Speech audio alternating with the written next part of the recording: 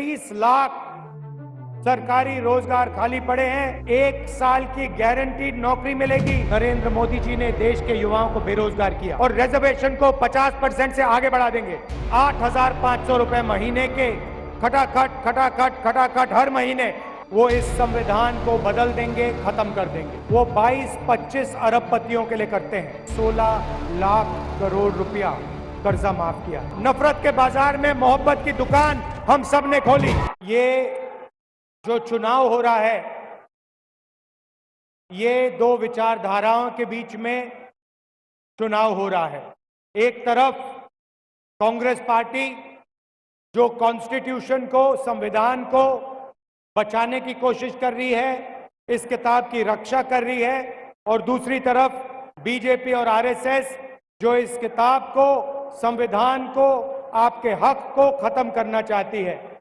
जो भी हिंदुस्तान के गरीब लोगों को मिला है, आजादी के बाद जो भी आपको मिला, चाहे वो आपका जल हो, जंगल हो, जमीन हो, पब्लिक सेक्टर हो, रिजर्वेशन हो, मनरेगा हो, जो भी आपको मिलता है वो संविधान आपको देता है।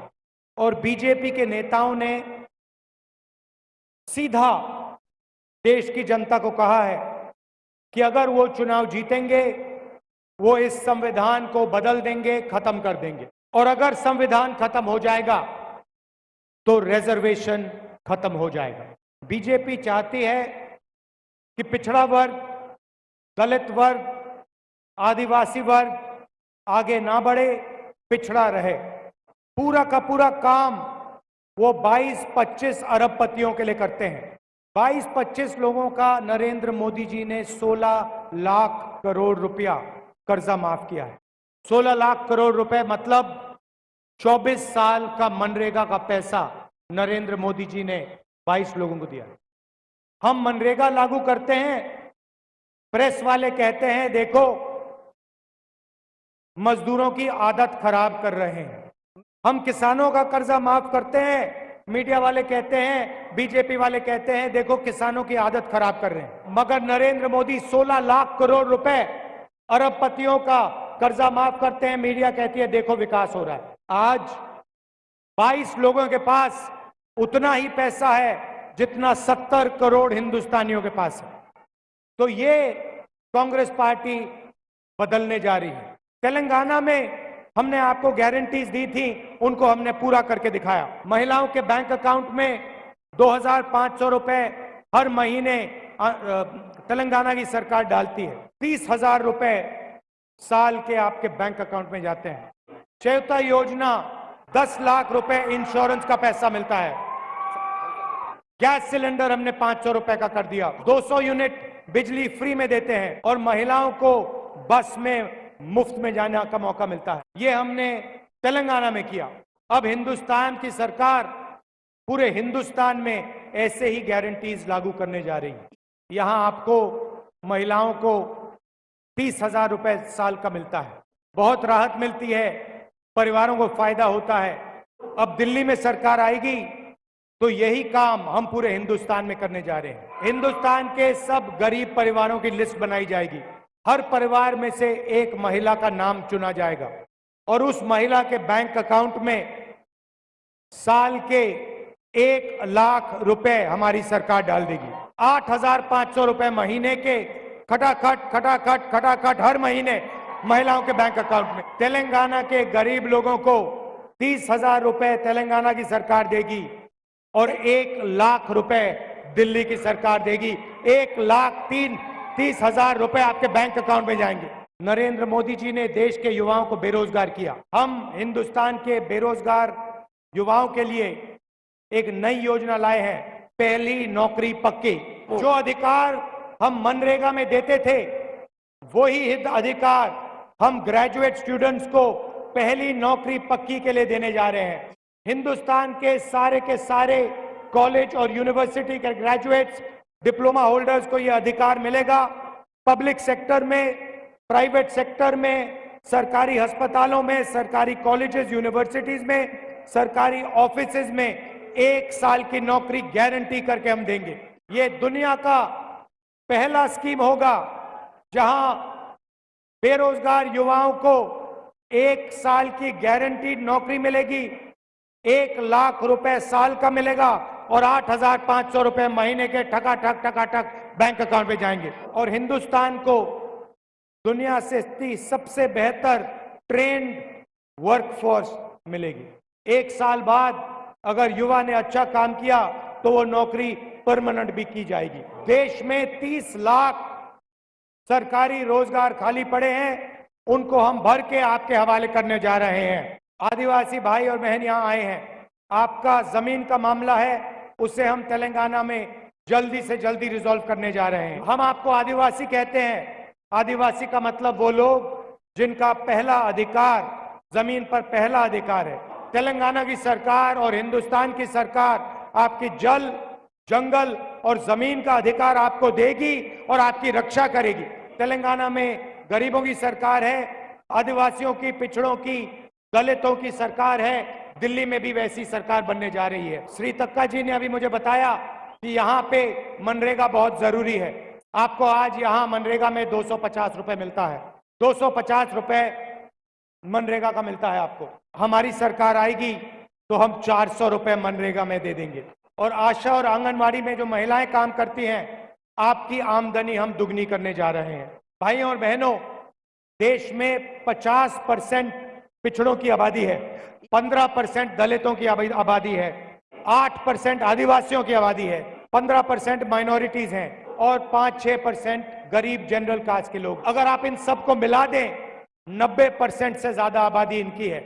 मगर हिंदुस्तान की कोई भी संस्था में इनकी जगह नहीं है। मीडिया में आप देखिए, आपको एक पिछड़े वर्ग का व्यक्ति नहीं मिलेगा, एक दलित नहीं मिलेगा, एक आदिवासी नहीं मिलेगा।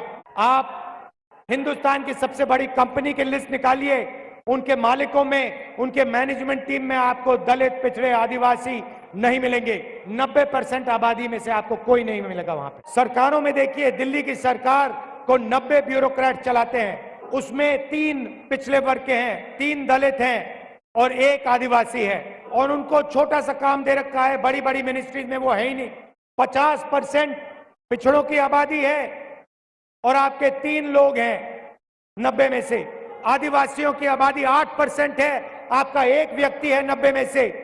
दलित 15% है, दलित 90 में से 3 हैं। और अगर आप दलित, आदिवासी और पिछड़ों को जोड़ो तो अगर हिंदुस्तान की सरकार 100 रुपए खर्च करती है तो आदिवासी, दलित और ओबीसी अफसर 6 रुपए 10 पैसे खर्च करते हैं। आप सोचिए, आदिवासी 8% है हिंदुस्तान में, मगर अगर बजट में 100 रुपए खर्च होते हैं तो आदिवासी अफसर सिर्फ 10 पैसे का निर्णय लेते हैं। इसीलिए दलितों के लिए, आदिवासियों के लिए, पिछड़ों के लिए, गरीब जनरल कास्ट के लिए, माइनॉरिटीज के लिए सबसे जरूरी काम जाति जनगणना, जो हमने तेलंगाना में किया है और पूरे हिंदुस्तान में हम करने जा रहे हैं। इससे हिंदुस्तान की राजनीति बदलने जा रही है, क्योंकि हिंदुस्तान के गरीब लोगों को, 90% लोगों को अपनी आबादी के बारे में और अपनी हिस्सेदारी के बारे में पता लग जाएगा। हिंदुस्तान की हर संस्था का हम सर्वे कराएंगे, ये पता लगाएंगे कि पिछड़ों के पास कितना धन है, दलितों के पास कितना धन है, आदिवासियों के पास कितना धन है, गरीबों के पास कितना धन है। और जाति जनगणना के बाद तेलंगाना में, पूरे हिंदुस्तान में एक नई राजनीति होगी। नरेंद्र मोदी जी रिजर्वेशन के खिलाफ हैं, वो आपसे रिजर्वेशन छीनना चाहते हैं। देश के सामने सबसे बड़ा मुद्दा रिजर्वेशन को 50% से ज्यादा बढ़ाने का है। कांग्रेस पार्टी ने अपने मैनिफेस्टो में साफ लिखा है, हमारी सरकार आएगी तो ये 50% का लिमिट है, इसको हम तोड़ के अलग कर देंगे और रिजर्वेशन को 50% से आगे बढ़ा देंगे। बीजेपी के नेता चाहते हैं कि रिजर्वेशन खत्म हो जाए। आप देखिए, रिजर्वेशन पब्लिक सेक्टर में हुआ करता था, सरकारी कंपनियों में हुआ करता था। रिजर्वेशन हटाने के लिए नरेंद्र मोदी जी ने सारा का सारा पब्लिक सेक्टर प्राइवेट कर दिया है। प्राइवेटाइजेशन का मतलब रिजर्वेशन हटाना है, अग्निवीर का मतलब रिजर्वेशन हटाना है। ठेकेदारी प्रथा जो सरकार में इन्होंने चलाई है, ये रिजर्वेशन हटाना है। सरकारी ऑफिसेज में, पब्लिक सेक्टर में ये जो ठेकेदारी प्रथा है, इसको हम हटा देंगे। परमानेंट नौकरियां मिलेंगी, टेम्पररी नौकरी नहीं मिलेगी। नरेंद्र मोदी देश को बता दें कि वो 50% रिजर्वेशन का जो बैरियर लगा रखा है उसको हटा देंगे, क्योंकि वो कांग्रेस पार्टी करने जा रही है। नरेंद्र मोदी ने आज तक अपने किसी भाषण में ये नहीं बोला कि मैं रिजर्वेशन का जो 50% का बैरियर है उसे हटा दूंगा।